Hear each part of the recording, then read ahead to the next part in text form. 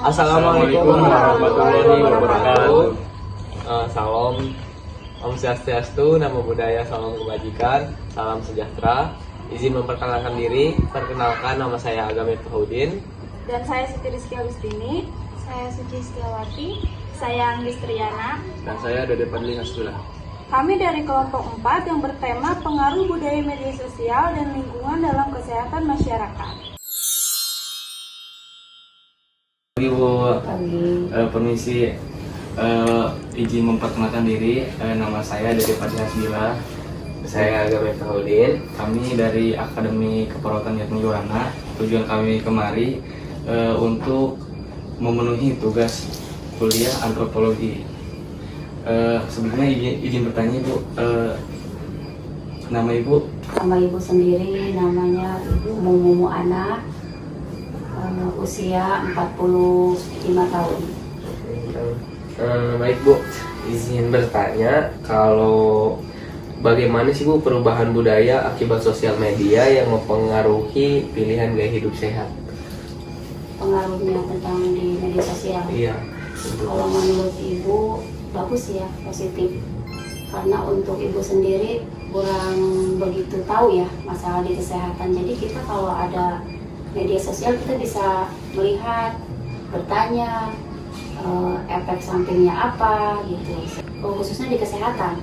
Karena udah usia Ibu yang 45 ini udah cukup banyak ini ya, keluhan-keluhan.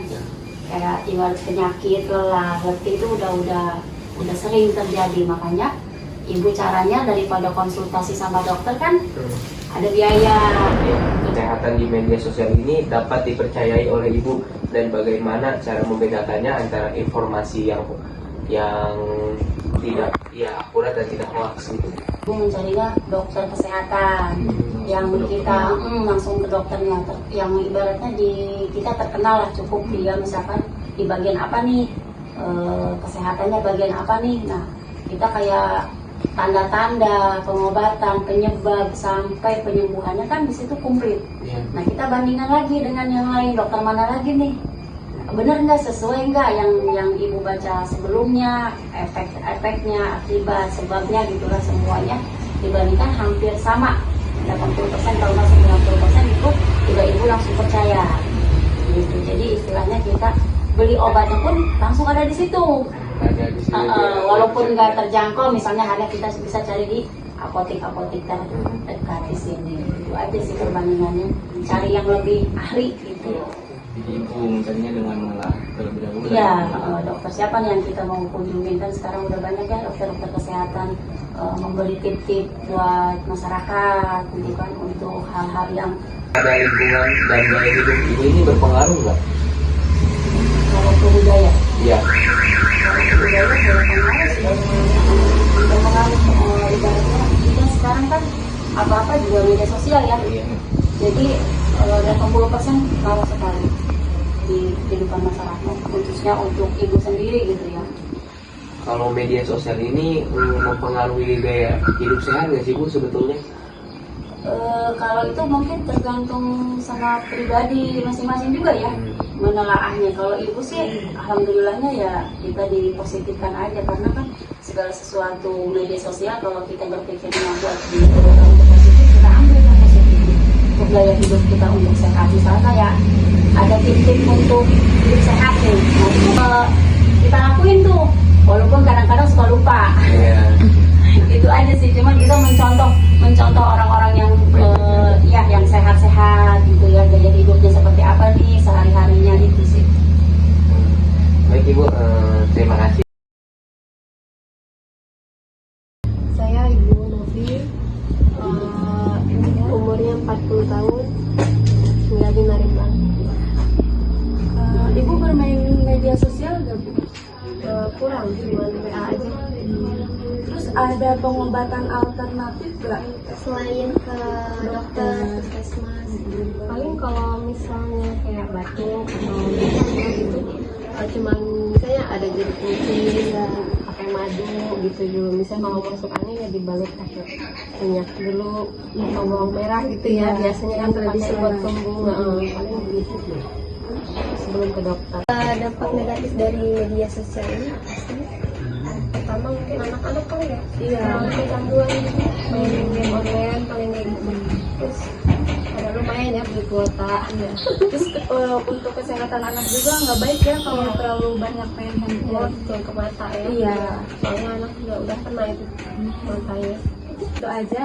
Terima kasih. Sama-sama ya. Nama saya Sarhani, umur berarti 53 ya, jalan. Maksudnya ke usia produktif ya Pak. Sejauh mana praktik pengobatan tradisional berkontribusi terhadap gaya hidup sehat Bapak? Obat tradisional emang sangat perlu ya, sangat dibutuhkan kayak jahe, kencur untuk misalkan bengkak kan pakai kencur gitu, batuk pakai jahe, terus jeruk lemon buat batuk itu sangat-sangat perlu. Kalau nggak bisa pakai obat tradisional baru pakai obat-obat yang kimia, karena obat kimia terus terang aja obat kimia kita nggak terlalu ini ya, karena ketergantungan juga. Akhirnya kita seringnya pakai obat-obat tradisional, cuma obat selingan-selingan aja gitu, obat kimia takut kecanduan. Ketergantungan. Kalau punya penyakit langsung ke obat tradisional dulu. Obat tradisional dulu, baru makan baru ke klinik gitu. Bagaimana perubahan budaya akibat sosial media dapat mempengaruhi pilihan gaya hidup sehat? Bahaya juga ya kalau media sosial itu kayak dulu kayak apa, penyakit corona ya, COVID itu sebetulnya mempengaruhi imunnya jadi ngedrop gara-gara informasi dari media itu kan, bentar-bentar orang meninggal, itu bahaya juga. Bahayanya dari kesalahan informasi. Jadi jadinya jadi imun kita yang jadinya bagus jadi turun gitu. Di medsos juga banyak yang nerangin masalah obat-obatan. Kita juga banyak kayak ki urat gitu kan, obat asam urat katanya. Terus ada tapak liman saya di belakang nanem. Banyak obat-obatan tradisional kita tanam, kunyit, kencur di atas kita nanam. Itu sangat bagus buat kesehatan. Pakai obat ini nggak mampu, kita lari langsung ke klinik, konsultasi dengan dokter lang. Jadi media sosial ada negatif sama positif. Ada negatif, ada positif juga. Tapi kebanyakan terus terang aja, banyak negatifnya terus terang aja. Kecanduan ya sama Game. sama iya kayak game apa gitu, banyak itu kecanduan. Itu dapat mempengaruhi kesehatan.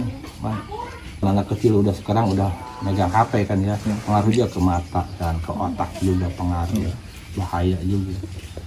Cukup sekian video wawancara yang kami lakukan. Tugas video ini untuk memenuhi mata kuliah antropologi kami dari kelompok 4. Terima kasih.